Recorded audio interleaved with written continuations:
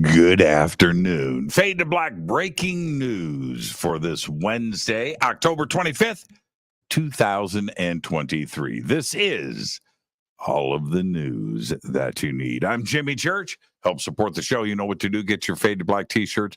Two ways to get them. The links are below. Help support the team and all of the efforts that we do around here. All right. And also get your Stairway to the Stars tickets. We are 2 weeks away for the biggest event of the year in Las Vegas at the Luxor Hotel. Your promo code for discounted tickets is below. Go and get your rooms. I'll see everybody in Vegas. It's going to be amazing. And tonight, our guest is Johnny Enoch, and Johnny will be at Stairway to the Stars. All right. I was looking at the chat room as I sat down and got ready for the news here, and Renee's comment, oh, the bad news is more like oi, oi, oi, because I said yo, yo, yo to everybody. And look, when life has got you down, when the news headlines are too much to bear, it's deep dish pizza. That's what you do. Now, I want to remind everybody that tomorrow there is no Fade to Black or breaking news. I am leaving back out of town for some more TV production, and I've got to get that done this weekend. It's gotten to the point now. So I just got back in town, right? And my bags are still packed. And it's got this year, I have not unpacked my suitcases. No, I just pull out the dirty underwear, pull out the socks, throw in, clean it, I just zip it, and it's gotten like that. I have had permanently packed suitcases, and that's what's going to happen tomorrow. Just grab and go.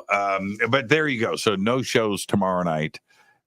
No breaking news as well. I will be heading out for more TV production. It's very exciting. This next season of Into the Vortex is just simply amazing. I'm very happy with where everything is at. So, and it's going to air shortly. So season 2, I will keep all of you posted. And there you go. All right. Unicorns and deep dish pizza. Yeah. All right, let's get to it. On this day in history, the U.S. military, this is 1983, the U.S. military under President Ronald Reagan invaded the tiny island country of Grenada. Oh, man. All right, I'm just going to leave that right there. I'm just going to leave that right there. All right. Not sure, actually. It was what to make sure that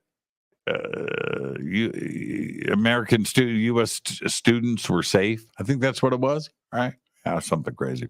Anyway, speaking of pizza, here's your fader fact, Jonaside.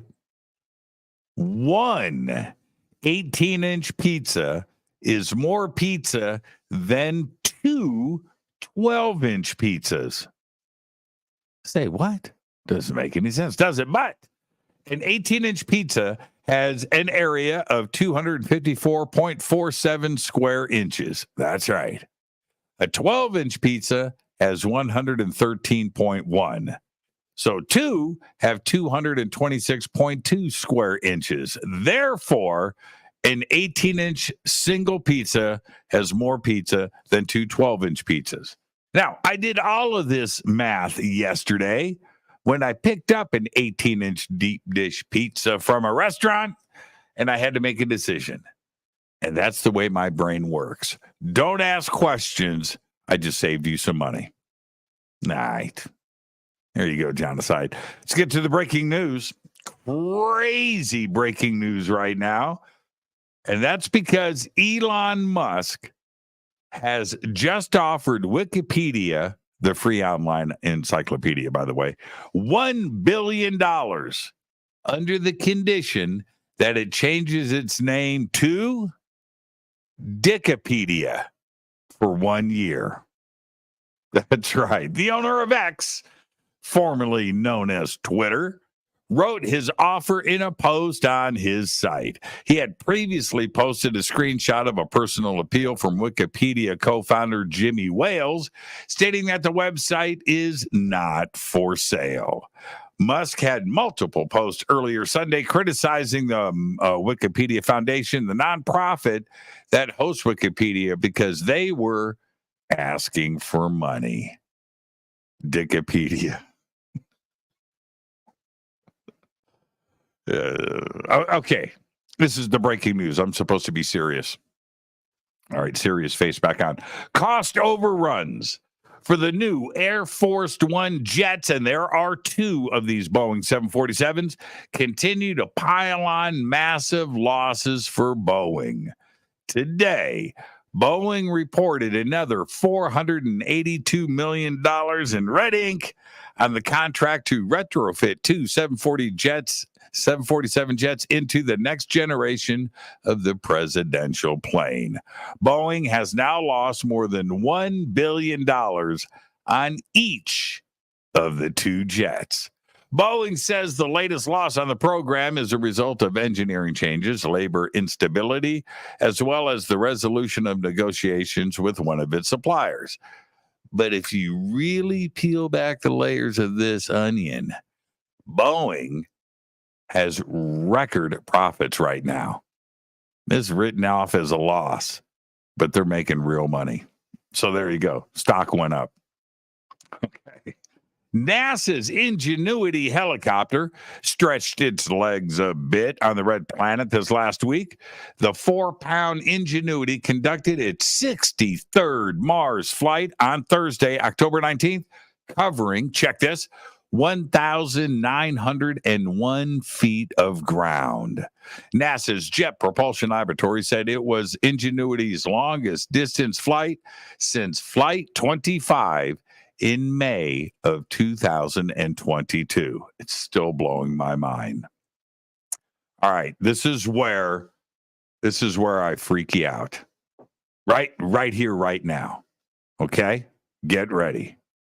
Because scientists have created a neural network with the human-like ability to make generalizations about language.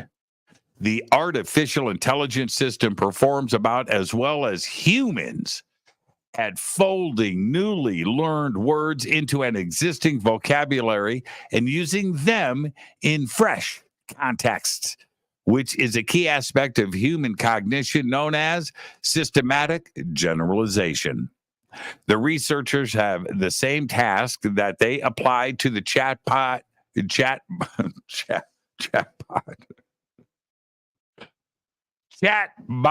GPT. All right. Now this is where you just need to chill. And found that Chat GPT performs much worse on such a test than either the neural net or people, actual human beings, despite the chatbot's uncanny ability to converse in a human-like manner. The work published today in Nature could lead to machines that interact with people more naturally than do even the best AI systems today. Although systems based on large language models, such as ChatGPT, are adept at conversation in many contexts, they display glaring gaps and inconsistencies in others. Now, Paul Solemsky, a cognitive scientist who specializes in language at Johns Hopkins University in Baltimore, Maryland, says, quote, "The neural network's human-like performance suggests there has been a breakthrough in the ability to train networks to be systematic," end quote. And that should scare the crap out of you. A dig in northern Iraq has unearthed a 2,700-year-old alabaster sculpture of the winged Assyrian deity Lamassu, which was found largely intact despite its large dimensions. It's big.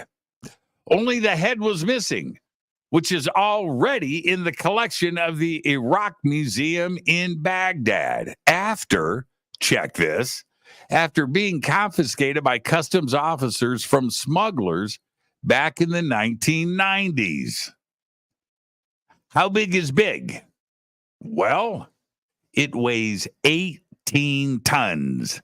It's about 12 and a half feet tall by 12.8 feet wide without its head. And finally, I'm going to leave you with this. U.S. versus Google.